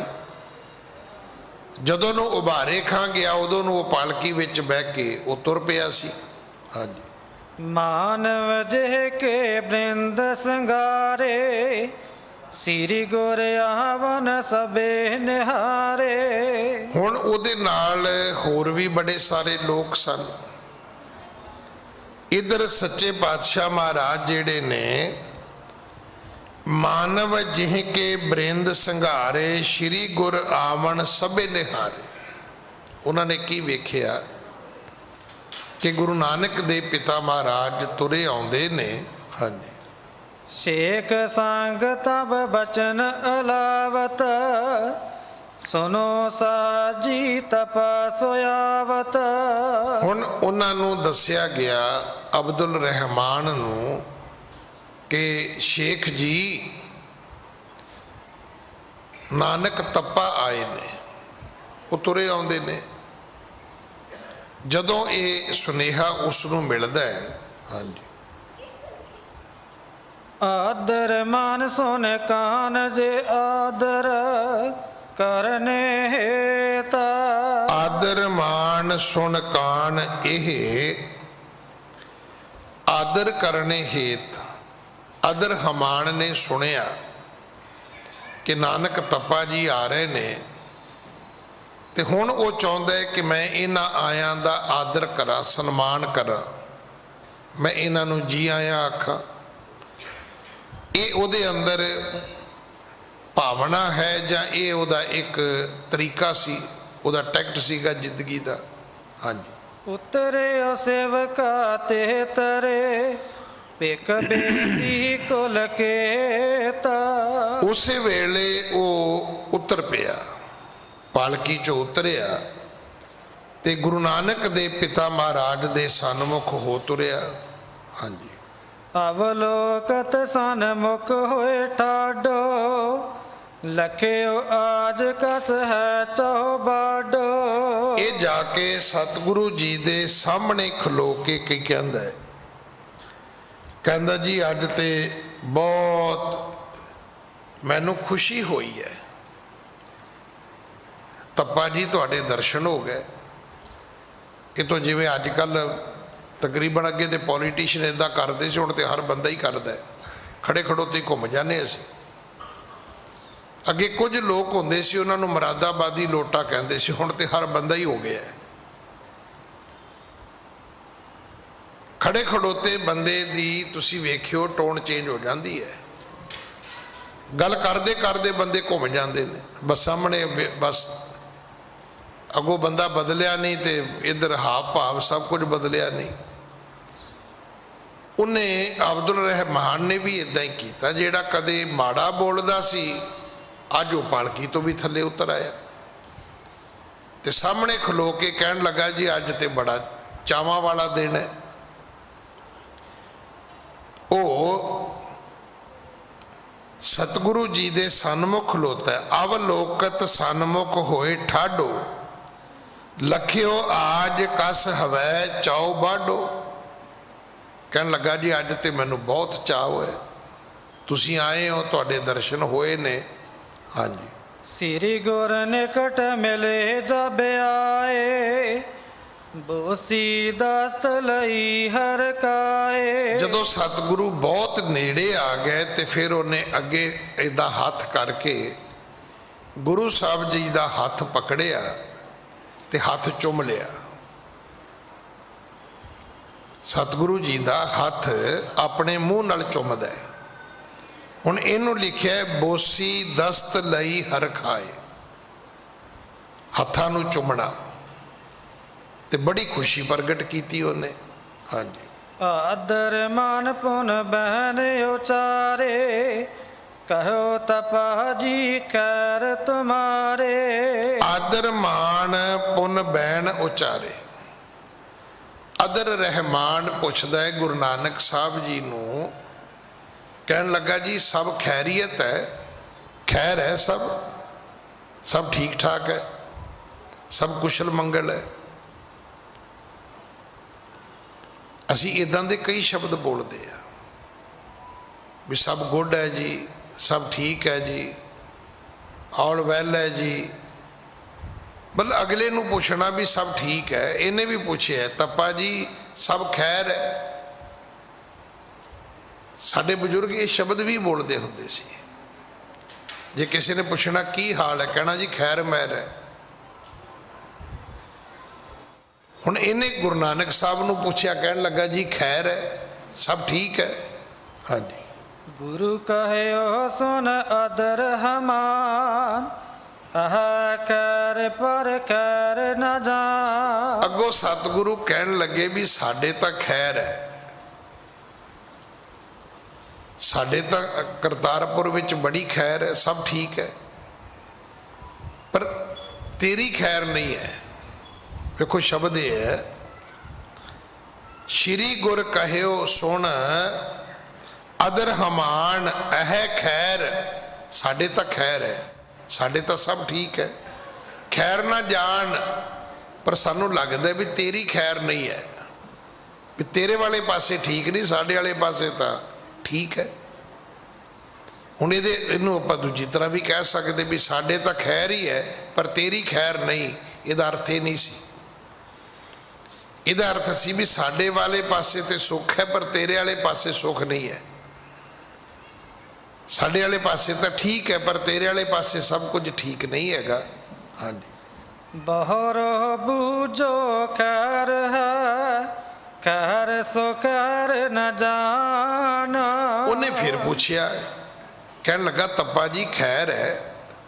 ਸਤਿਗੁਰੂ ਕਹਿੰਦੇ ਵੀ ਸਾਡੇ ਵੱਲ ਤੇ ਖੈਰ ਹੈ ਪਰ ਤੇਰੇ ਵਾਲੇ ਪਾਸੇ ਖੈਰ ਕੋਈ ਨਹੀਂ ਹੈ, ਵੀ ਇਧਰ ਸੁੱਖ ਨਹੀਂ ਹੈ, ਸਾਡੇ ਵਾਲੇ ਪਾਸੇ ਤੇ ਸਭ ਸੁੱਖ ਸ਼ਾਂਤੀ ਹੈ।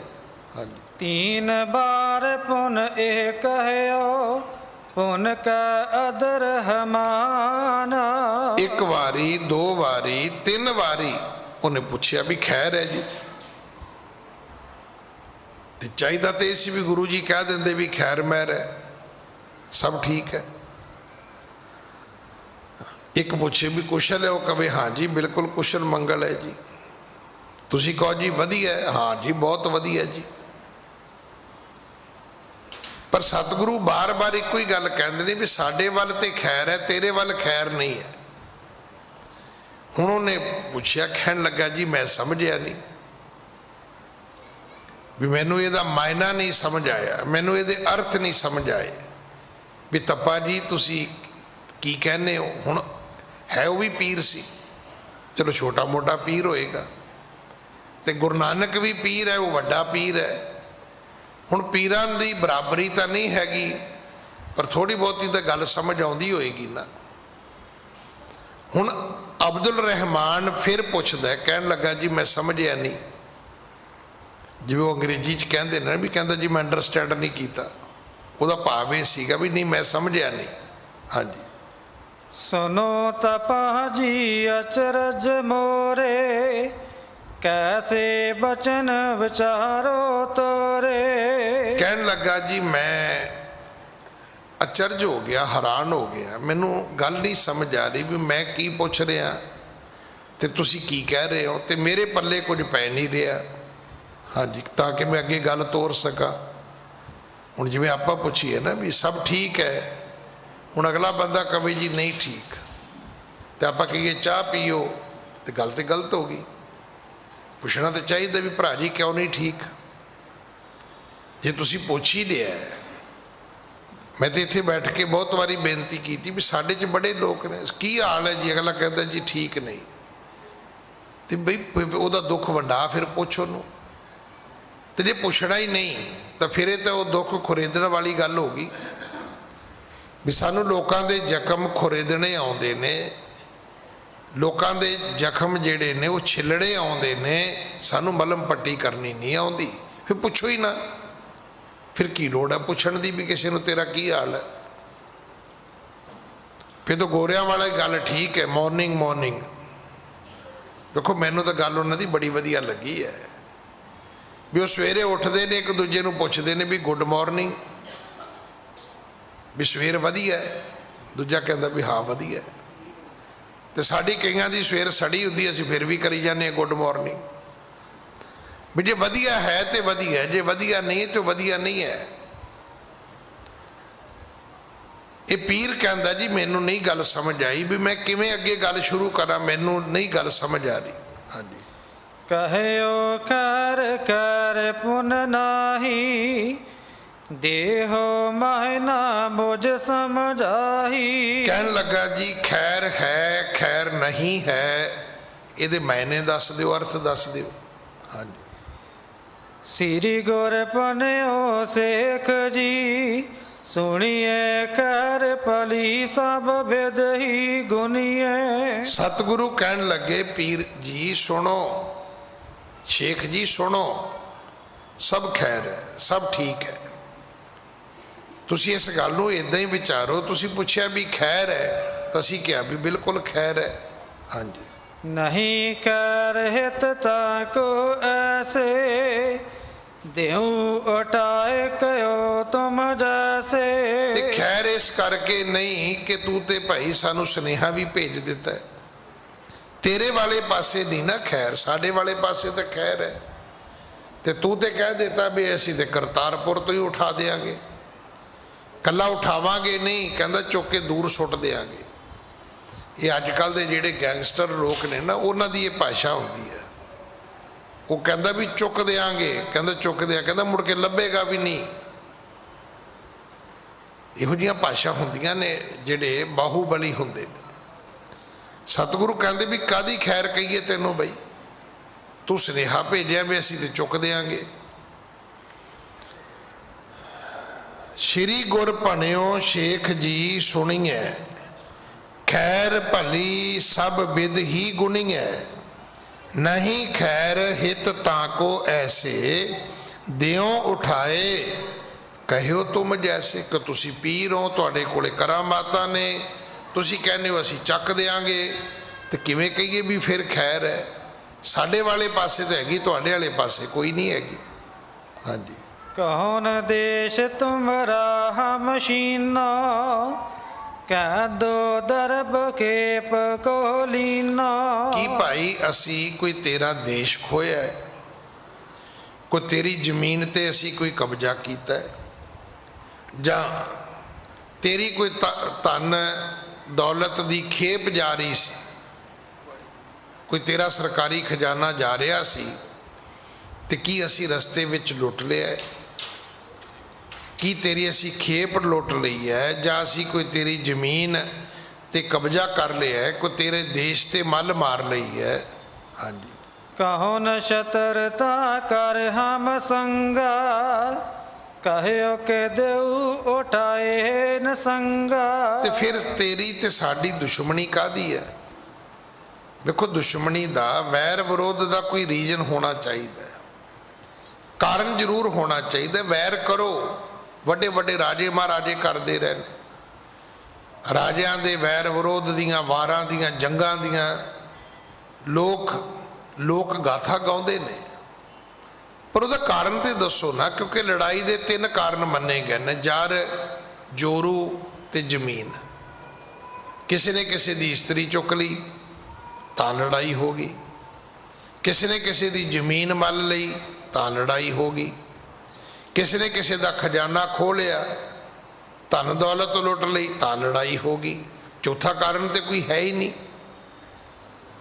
ਅੱਜ ਵੀ ਤੁਸੀਂ ਵੇਖੋਗੇ ਹੋਰ ਕੋਈ ਕਾਰਨ ਹੈ ਨਹੀਂ ਹੈ, ਤੇ ਜੇ ਤੁਸੀਂ ਕਹੋ ਵੀ ਹੈਗੇ ਨੇ ਤਾਂ ਉਹ ਸਾਡੀਆਂ ਮੂਰਖਤਾਈਆਂ ਨੇ। ਮਤਲਬ ਬਿਨਾਂ ਕਾਰਨ ਤੋਂ ਵੀ ਅਸੀਂ ਲੜਦੇ ਰਹਿੰਦੇ ਹਾਂ। ਹਾਂਜੀ। ਸੋ ਸਤਾਨ ਅਬ ਲੀਜੀਏ, ਜਿਸ ਤੇ ਦੇਤ ਉਠਾਏ। ਸਤਿਗੁਰੂ ਕਹਿਣ ਲੱਗੇ ਵੀ ਅਸੀਂ ਤੇ ਆਪ ਹੀ ਸ਼ੇਖ ਜੀ ਤੁਹਾਡੇ ਕੋਲ ਚੱਲ ਕੇ ਆ ਗਏ ਆ, ਵੀ ਕਾਹਨੂੰ ਖੇਚਲ ਕਰੋਗੇ, ਪਹਿਲਾਂ ਚੁੱਕੋਗੇ ਫਿਰ ਸੁੱਟੋਗੇ, ਤੇ ਤੁਸੀਂ ਇੱਦਾਂ ਕਰੋ ਵੀ ਤੁਸੀਂ ਕਰਤਾਰਪੁਰ ਤੁਸੀਂ ਲੈ ਲਓ, ਅਸੀਂ ਕੀ ਕਰਨਾ ਹੈ? ਹੁਣ ਇਹਨੂੰ ਕਹਿੰਦੇ ਨੇ ਫਕੀਰੀ। ਨਗਰੀ ਵਸਦੀ ਭਲੀ, ਸਾਧੂ ਚੱਲਦੇ ਭਲੇ, ਇਹ ਫਕੀਰੀ ਹੈ। ਤੇ ਦੂਜਾ ਪੱਖ ਕੀ ਹੈ? ਹਮਰੀ ਭੂਮ ਕੌਣ ਘਾਲੇ ਪੈਰ, ਆ ਮੇਰੀ ਧਰਤੀ ਹੈ, ਰੱਖ ਪੈਰ ਰੱਖ ਕੇ ਵਿਖਾ, ਜੇ ਤੇਰੀਆਂ ਦੋਵੇਂ ਲੱਤਾਂ ਨਾਲ ਵੱਡੀਆਂ ਤੇ ਮੈਨੂੰ ਕਵੀ। ਇਹ ਦਾਅਵੇਦਾਰੀ ਹੈ, ਇਹਨੂੰ ਬਾਦਸ਼ਾਹਤ ਕਹਿੰਦੇ ਨੇ। ਆਪਾਂ ਰੋਜ਼ ਹੀ ਵੇਖਦੇ ਆ, ਉਹ ਜੀ ਚਾਈਨਾ ਜੀ ਇੰਨਾ ਕੁ ਅੰਦਰ ਆ ਗਿਆ, ਉਹ ਜੀ ਇਧਰੋਂ, ਉਹ ਜੀ ਪਾਕਿਸਤਾਨ ਵਾਲੇ ਇਧਰੋਂ ਅੰਦਰ ਨੂੰ ਆ ਗਏ। ਉਹ ਜਿੱਥੇ ਆਉਂਦੇ ਨੇ ਨਾ, ਉੱਥੇ ਹੈਗੀਆਂ ਪਹਾੜੀਆਂ ਹੀ ਨੇ, ਨਾ ਝੋਨਾ ਨਾ ਗੰਨਾ, ਕੁਛ ਨਹੀਂ ਹੁੰਦਾ ਉੱਥੇ। ਉੱਥੇ ਬਰਫ਼ ਹੀ ਬਰਫ਼ ਹੈ। ਜਿਹੜੇ ਉੱਥੇ ਫੌਜੀ ਵੀ ਬੈਠੇ ਨੇ, ਉਹ ਵੀ ਆਪਣੀ ਜਾਨ ਜਿਹੜੀ ਹੈ ਉਹ ਜੋਖਮ 'ਚ ਪਾ ਕੇ ਬੈਠੇ ਨੇ। ਦੁਸ਼ਮਣ ਤੇ ਹੈ ਹੀ ਹੈ, ਵੈਦਰ ਵੀ ਮਾੜਾ ਹੈ। ਹੁਣ ਜਿਹੜੇ ਪੈਰ ਰੱਖਣ ਵਾਲੇ ਨੇ ਉਹ ਵੀ ਮੂਰਖ ਨੇ, ਵੀ ਦੱਸੋ ਪਹਾੜ 2 ਫੁੱਟ ਇੱਧਰ ਚਲਾ ਗਿਆ ਜਾਂ ਉੱਧਰ ਚਲਾ ਗਿਆ। ਪਰ ਚਾਈਨਾ ਨਾਲ ਵੀ ਜੰਗ ਹੋ ਚੁੱਕੀ ਹੈ, ਪਾਕਿਸਤਾਨ ਨਾਲ ਵੀ ਜੰਗ ਹੋ ਚੁੱਕੀ ਹੈ। ਇਹ ਜਰ ਜੋਰੂ ਜ਼ਮੀਨ ਦੀ ਖਾਤਰ ਦੁਨੀਆ ਲੜਦੀ ਹੈ। ਲੜਾਈ ਦੇ ਕਾਰਨ ਹੀ ਇਹੋ ਨੇ। ਤੇ ਸਾਧੂ ਦੀ ਲੜਾਈ ਹੈ ਕੋਈ ਨਹੀਂ। ਸੱਚੇ ਪਾਤਸ਼ਾਹ ਕਹਿਣ ਲੱਗੇ ਵੀ ਤੂੰ ਸਾਨੂੰ ਕਾਹਨੂੰ ਚੁੱਕੇਂਗਾ ਤੇ ਸੁੱਟੇਂਗਾ, ਜਾਂ ਅਸੀਂ ਕਰਤਾਰਪੁਰ ਤੈਨੂੰ ਦਿੰਨੇ ਆ, ਤੂੰ ਲੈ ਲੈ, ਤੈਨੂੰ ਚੁੱਕ ਕੇ ਸੁੱਟਣ ਦੀ ਕੀ ਲੋੜ ਹੈ। ਹੁਣ ਉਹ ਸਿਰ ਤੋਂ ਲੈ ਕੇ ਪੈਰਾਂ ਤੱਕ ਹਿੱਲੇਗਾ ਵੀ ਮੈਂ ਤੇ ਗੱਲ ਕੀਤੀ ਸੀ ਉਬਾਰੇ ਖਾਨ ਨਾਲ, ਤੇ ਗੱਲ ਗਾਹ ਤੋਂ ਗਾਹ ਚਲੀ ਗਈ। ਤਾਂ ਹੀ ਸਿਆਣੇ ਕਹਿੰਦੇ ਨੇ ਕਾਕਾ, ਗੱਲ ਮੂੰਹੋਂ ਕੱਢੋਗੇ ਤੇ ਚੇਤਾ ਰੱਖਣਾ ਗੱਲ ਤੁਹਾਨੂੰ ਪਿੰਡੋਂ ਕੱਢੇਗੀ। ਤੁਸੀਂ ਕੱਢਣੀ ਹੈ ਮੂੰਹ ਤੋਂ, ਉਹਨੇ ਤੁਹਾਨੂੰ ਕੱਢਣਾ ਪਿੰਡ ਤੋਂ। ਹੁਣ ਉਹ ਸ਼ਬਦ ਤਾਂ ਬੜੇ ਨੇ ਗੁਰਬਾਣੀ 'ਚ, ਪਰ ਕੋਈ ਗੁਰਬਾਣੀ ਇੱਦਾਂ ਪੜ੍ਹੇ ਤੇ ਤਾਂ ਹੀ ਹੈ ਨਾ। ਅਸੀਂ ਤੇ ਮੰਤਰ ਰੂਪ ਵਿੱਚ ਪੜ੍ਹਦੇ ਵੀ ਆ ਇਹ ਪਾਠ ਕਿੰਨੇ ਵਾਰੀ ਕਰਨਾ ਹੈ ਜੀ, ਬਸ ਇੰਨਾ ਕੀ ਅਸੀਂ ਸਿੱਖਣਾ ਚਾਹੁੰਦੇ, ਇੰਨਾ ਕੀ ਸਾਨੂੰ ਆਉਂਦਾ ਹੈ। ਤੇ ਫਿਰ ਜੇ ਉਹ ਨਾ ਗੱਲ ਬਣੀ ਤੇ ਫਿਰ ਅਸੀਂ ਕਹਿਣਾ ਵੀ ਹੋਰ ਦੇ ਦਿਓ ਜੀ ਕੋਈ, ਇਹ ਸ਼ਬਦ ਤੇ ਚੱਲਿਆ ਨਹੀਂ। ਉਹ ਜਿੱਦਾਂ ਹੁੰਦਾ ਨਾ ਵੀ ਇਹ ਨੋਟ ਤੇ ਨਹੀਂ ਚੱਲਦਾ, ਹੋਰ ਨਵਾਂ ਨੋਟ ਦਿਓ। ਫਿਰ ਗੁਰਬਾਣੀ ਤੇ ਵੀ ਕਿੰਤੂ ਪਰੰਤੂ ਹੈ ਸਾਡਾ, ਵੀ ਇਹ ਤੇ ਸ਼ਬਦ ਠੀਕ ਨੇ ਜੀ, ਹੋਰ ਦੇ ਦਿਓ ਜੀ। ਸੱਚੇ ਪਾਤਸ਼ਾਹ ਕਿਰਪਾ ਕਰਨ। ਅਗਲੀ ਕਥਾ ਆਪਾਂ ਕੱਲ ਗੁਰੂ ਕੀ ਗੋਦ ਵਿੱਚ ਬੈਠ ਕੇ ਸੁਣੀਏ। ਮੈਂ ਤਾਂ ਰੋਜ਼ ਬੇਨਤੀ ਕਰਦਾ ਵੀ ਗੱਲ ਸਾਖੀ ਦੀ ਨਹੀਂ ਹੈ। ਸਾਖੀ ਚਾਹੀਏ ਤੇ 10-15 ਦਿਨਾਂ 'ਚ ਬਹੁਤੀ ਕਥਾ ਖਤਮ ਹੋ ਸਕਦੀ ਹੈ। ਤਾਂ ਫਿਰ ਤਾਂ ਉਹੀ ਹੈ ਵੀ ਇਹੋ ਜਿਹੀ ਇਹ ਕਥਾ ਹਜ਼ਾਰਾਂ ਵਾਰੀ ਪਹਿਲਾਂ ਵੀ ਹੋ ਚੁੱਕੀ ਹੈ, ਬੜੀਆਂ ਥਾਵਾਂ ਤੇ ਰੋਜ਼ ਹੁੰਦੀ ਹੈ। ਪਰ ਕੀ ਇਹਦੇ ਵਿੱਚੋਂ ਸਾਨੂੰ ਵੀ ਕੁਝ ਸਿੱਖਣ ਨੂੰ ਮਿਲਦਾ ਹੈ? ਹੁਣ ਇਹਦਾ ਸਾਡੇ ਨਾਲ ਕੀ ਸੰਬੰਧ ਹੈ? ਸਾਡੇ ਨਾਲ ਸੰਬੰਧ ਇਹ ਵੀ ਸਾਨੂੰ ਜਿਉਣਾ ਸਿੱਖਣਾ ਚਾਹੀਦਾ ਹੈ। ਹੁਣ ਗੱਲ ਤੇ ਇੰਨੀ ਹੈ ਕਿ ਅਬਦੁਲ ਰਹਿਮਾਨ ਨੇ ਨਾ ਕੋਈ ਲੈਣਾ ਨਾ ਕੋਈ ਦੇਣਾ, ਤੂੰ ਕਿਤੇ ਰਹਿਣਾ, ਬਾਬਾ ਨਾਨਕ ਕਿਤੇ ਰਹਿੰਦਾ, ਉੱਥੇ ਕਹੀ ਜਾਂਦਾ ਮੈਂ ਫੱਟੇ ਚੱਕ ਦਿਆਂਗਾ, ਤੇ ਬਾਬਾ ਜੀ ਆਪ ਹੀ ਚਲੇ ਗਏ। ਕਹਿੰਦਾ ਲੈ ਭਰਾਵਾ, ਤੈਨੂੰ ਚੱਕਣ ਦੀ ਕੀ ਲੋੜ ਹੈ, ਅਸੀਂ ਆਪ ਹੀ ਛੱਡ ਦਿੰਨੇ ਆ, ਤੂੰ ਜਾ ਕੇ ਕਬਜ਼ਾ ਕਰ ਲੈ। ਸਤਿਗੁਰ ਕਿਰਪਾ ਕਰਨ। ਅਗਲੀ ਕਥਾ ਆਪਾਂ ਕੱਲ ਗੁਰੂ ਕੀ ਗੋਦ ਵਿੱਚ ਬੈਠ ਕੇ ਸੁਣੀਏ। ਭੁੱਲਾਂ ਬਖਸ਼ੋ ਜੀ, ਫਤਿਹ ਬੁਲਾਓ। ਵਾਹਿਗੁਰੂ ਜੀ ਕਾ ਖਾਲਸਾ, ਵਾਹਿਗੁਰੂ ਜੀ ਕੀ ਫਤਿਹ।